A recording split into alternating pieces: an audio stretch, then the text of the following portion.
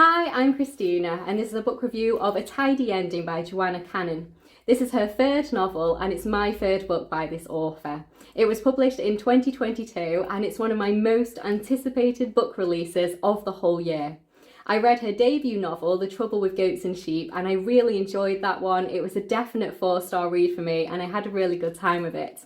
And then I read her second novel, Three Things About Elsie, and I absolutely adored that book. It was so wonderful. Definitely a 5-star read for me, and actually one of my favourite books in the year in which I read it. So I was going into this one with very high expectations, and I have to say I was a little bit disappointed actually, and out of the three, this one is definitely my least favourite. So let me just tell you a little bit about the book. So our main character is called Linda, and she is 43 years old. She is married to a man named Terry, and she has a part-time job working in a charity shop. Now, her and Terry don't really have a very good marriage. They really do seem to spend as much time apart from one another as physically possible.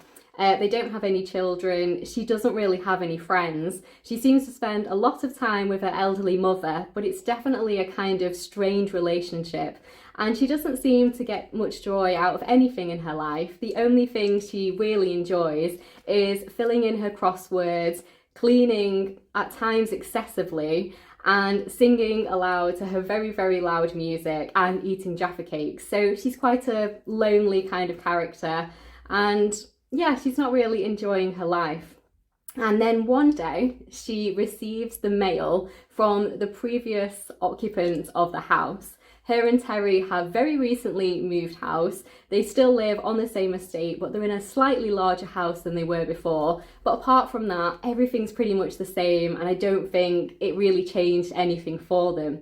So after she opens this woman's mail, she gets absolutely absorbed in these glossy magazines and brochures. The first one is filled with really expensive, beautiful furniture. And through these pages, she sees what her life could have been. And then each time mail arrives for this woman, she just opens it. So beauty products, fancy clothes, she's completely absorbed in these pages. And this actually starts a kind of obsession with the woman who used to live in her house. And she is a woman named Rebecca. And Linda gets it in her head that she's going to track down Rebecca and meet her and befriend her and become best of friends with this woman. So at the same time as all of this, the body of a young woman is found murdered in their small town, and her husband Terry is starting to act quite suspiciously. And then the body of another young woman is found, and the police launch an investigation into a serial killer. And this book reads most to me like a contemporary novel. There's definitely a mystery element to this story, but it definitely reads more like a contemporary. And I really like that aspect of her writing. It was similar with her other two stories. They felt like contemporary novels, but with a mystery element to both of them in a way. And I just have to say I'm quite on the fence about this book. The first half I thought was absolutely wonderful, and it was definitely going to be a 5-star read for me. It had absolutely everything that I loved about her other two books. It's just written so beautifully, it's very quotable, it's so easy to turn the pages. I thought the characters were interesting, and I just really liked it. So halfway through, it was definitely going to be another 5-star read. And I don't think I was enjoying it as much as my favourite, Three Things About Elsie, but it was up there with Trouble with Goats and Sheep for sure. And then as it kind of went on, I got to about 2/3, and I made a prediction about who I thought the murderer could be. And I thought, I really hope that I'm wrong, because I don't want it to go that way. I'm not interested in that, and I just don't buy it. Unfortunately, I was right, and I predicted the ending, and I wasn't happy. I wasn't happy about it. I was really hoping for something else and something more, and that really kind of let the book down for me. And I wasn't really enjoying the last third very much, because I made a prediction about where I thought it was going, and that's exactly where it went. And I think it just didn't quite suit the story, and when you read the whole thing, I don't buy it. I don't think it's feasible. I don't think it's likely. I just, no. So that really disappointed me, and I just lowered my rating to a 3-star read because I still enjoyed so much of it that I couldn't give it any less than a 3. But honestly, it's no longer a favourite, and it definitely had that potential. And I just think that it just lost the magic for me of her other 2 stories. I feel like she went for the shock value, and I don't think she should. I don't think it paid off. I think when you sit with it for a little while and you try and figure it out, it kind of causes plot holes and different things just seem very unlikely, and yeah, no, it wasn't for me. So that really disappointed me, and yeah, it was just such a shame because for me this had the potential to be a 5-star read and a definite new favourite, and then it just wasn't.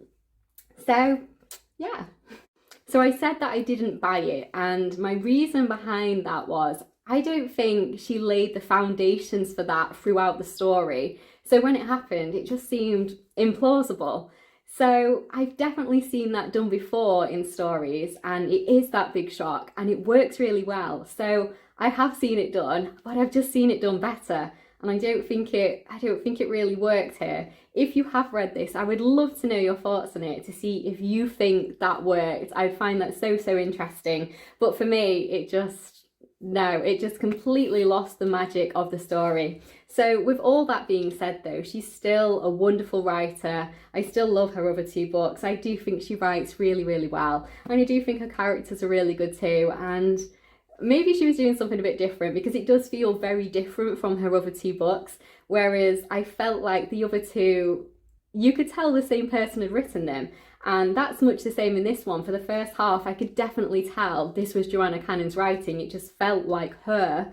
And then later on, it just lost that magic for me. So I will definitely be reading whatever she writes next. I kind of love 2 of them and found one disappointing. So I'm definitely interested to see what she writes next. I think the best way to describe this book for me is just a book of 2 halves. Honestly, the first half was just sublime and the second half was just no. So anyway, that's enough of my thoughts on that one. I do have a book review for The Trouble with Goats and Sheep and 3 Things About Elsie, so I will leave those linked down below just in case you'd like to hear my more detailed thoughts on them, but I would absolutely recommend them both. My personal favourite is definitely 3 Things About Elsie.